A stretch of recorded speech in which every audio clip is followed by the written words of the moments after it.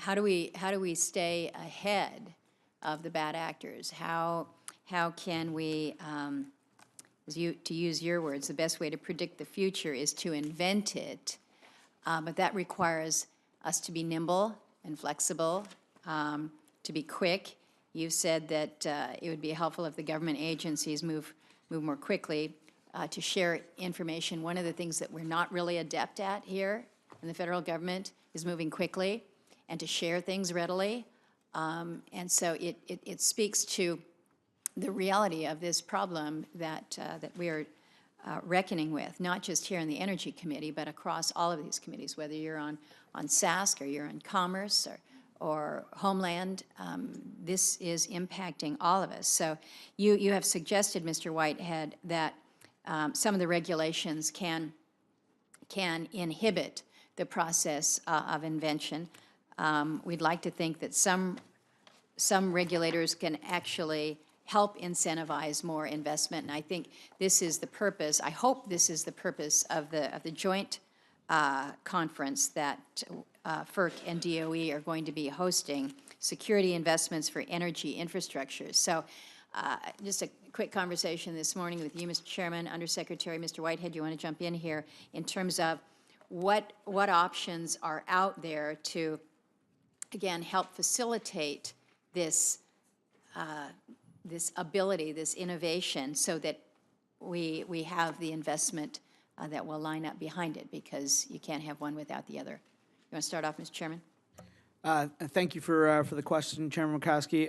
As I mentioned in my opening remarks, the Commission takes a two-pronged approach to address much of what you and Mr. Whitehead just laid out. We have mandatory reliability standards overseen by our Office of Electric Reliability, but I firmly believe that those standards are the floor, not the ceiling, and that is why the second prong of our approach through our Office of Energy Infrastructure Security on focusing on voluntary best practices, coordinating with other agencies, is so critical to keep up with with the required information sharing that is necessary and these fast evolving threats that we're dealing with. Do you think we share quickly enough and adequately enough? I think the efforts that Secretary Perry and Deputy Secretary Briette have led through the Electric Sector Coordinating Council have been effective. We've got the appropriate agencies and industry and stakeholders at the table, but we need to be smarter and better. We can always be better. I'm looking forward to the Joint Technical Conference to make sure that as we look at cyber and physical protections, that we have the right incentives policy in place, and that's really an important role that FERC can play in ensuring that those incentives to take on those risks are there so that we attract the right kind of investment focused on these physical and cyber threats. Appreciate that. Undersecretary?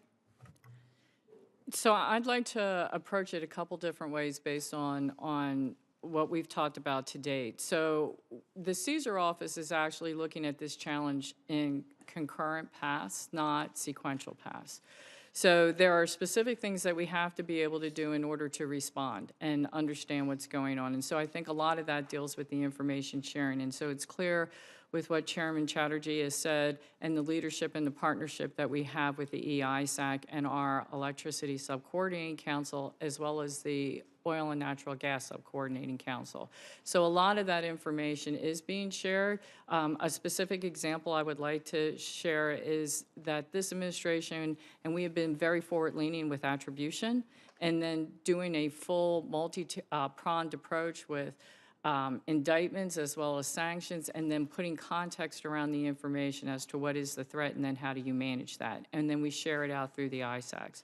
But the other thing that we most recently have done on February the 6th, the department has sent out a notice of intent, and you're going to hear me reference this a lot, which is the Clean Energy Manufacturing Innovative Institute, Cybersecurity in an Energy Efficient Manufacturing. Because to me, that is how we get to the innovative, leap ahead types of things. Everything that everyone has talked about building it into software, being able to manage ahead, taking care of innovation. That is the vision of what this Manufacturing Institute will do. And looking at a lot of the things that we have learned as an industry across the board and building it in so that we can take advantage of the technology. Mr. Whitehead, is this going to help? What I think that the biggest help we see right now is having forums like this where we could, I had the opportunity with Mr. Robb this morning for lunch, and the information sharing that is set up right now with members and government is really the asset owner, so the Baltimore Gas and Electrics, the Pepcos, and so on and so forth. Where I think, for my request is we're off one derivative though, because I'm the manufacturer of these devices that are getting installed by the asset owners. And so if there is a cyber threat or one of these activities going on, I think we're the most skilled in ascertaining what is the impact of a particular cyber threat, because we're the ones writing the code, developing the hardware. So getting us looped in as quickly as possible if there's an attack out there, and setting up mechanisms so we refer to it as a JIT type of information exchange, I think it would really move us forward in terms of being able to secure our critical infrastructure. Thank you.